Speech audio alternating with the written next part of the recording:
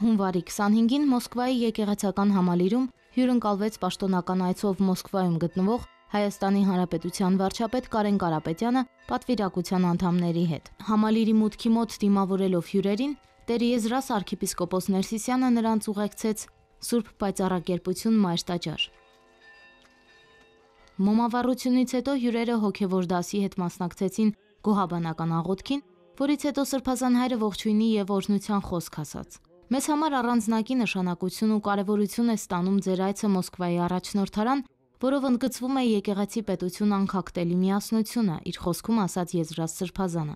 Այն կենտրոնն է, որը համախմբում է մեր հայությանը Մոսկվայում։ Ավելին, մեր հայության տրամադրությունն ու մթնոլորտը փոխել են։ Դա այն կետն է, որտեղ բոլորը գալիս են։ Եվ իրականում այն միսիան, որը եկեղեցին ունի մաքրվելու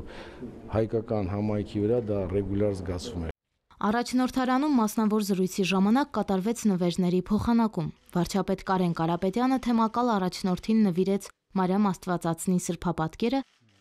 իսկ Սրբազան հայրը կառավարության ղեկավարին ընծայեց եկեղեցական համալիրի մանրակերտը՝ Ռուբեն Գալաչյանի «Հայաստանը համաշխարհային քարտեզագրության մեջ եռալեզու» գիրքը։ Ալվարդ Նազարյան, Գագիկ Խոդիկյան, Եկեղեցական կյանք, Մոսկվա։